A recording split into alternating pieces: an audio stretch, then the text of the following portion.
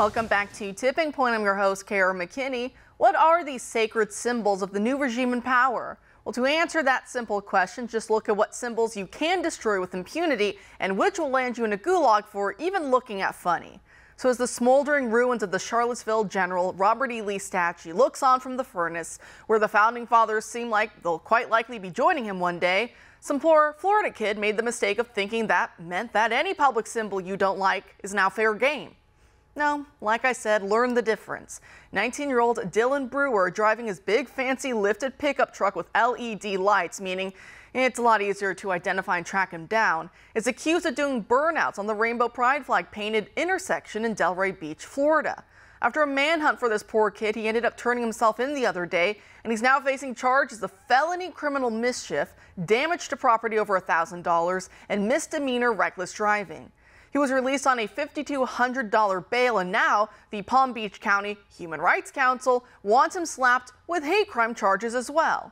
Many argue that these intersections are painted with the gay pride flag just to goad young Christian conservative men into fueling the outrage porn the left lives off of, and it also allows them to act out their ultimate fantasies of punishing us for all the world to see. It's pretty sick. So add to the list of rainbow-painted intersections, you're also not allowed to burn the gay pride flag, nor are you allowed to topple over satanic statues either. These are all protected symbols of the new regime.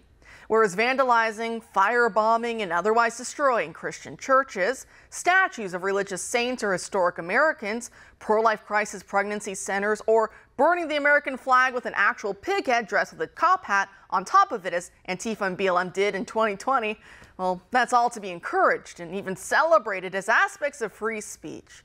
Our next guest tonight writes about this in a new piece for the Daily Caller titled, "With the left attacking Confederate museums, it's worth asking, what comes next?" It has to do with how the left used to say they want to remove Confederate statues from public places and put them into museums where they can have more historical context added to them. Now, that's a flawed enough argument already, but at this point, it's obvious that that was never their true goal. Because as our next guest explains, they are now coming for the historic estate, i.e. museums inside the old homes of some of Virginia's most loyal sons, General Robert E. Lee and Stonewall Jackson, by trying to strip them of their tax-exempt status, something which Governor Glenn Youngkin better put his foot down about.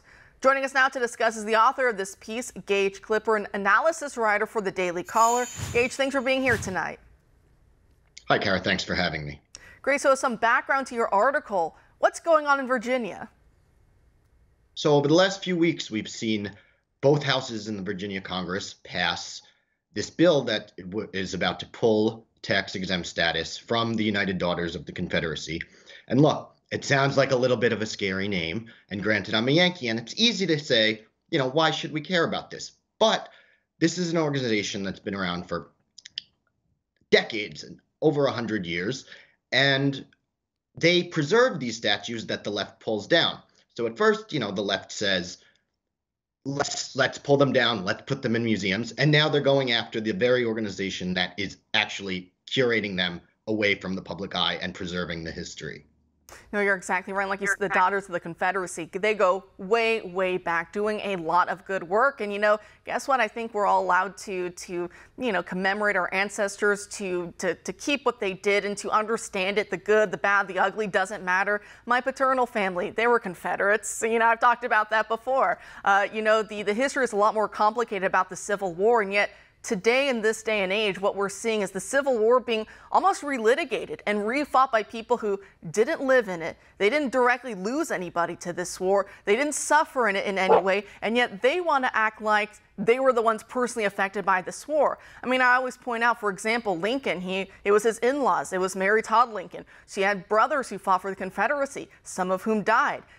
General Ulysses S. Grant, he later becomes president. When he dies, his pallbearers, several of them were former Confederate generals and soldiers. On and on it goes. It was a true brother-brother war, and yet it's being relitigated today. And I think the reason why, and I'd like to get your take on this, is because the left tries to make it this simple game of Confederates equal the right, which equals racism, which means they're bad, and we get to redo the Civil War to punish them.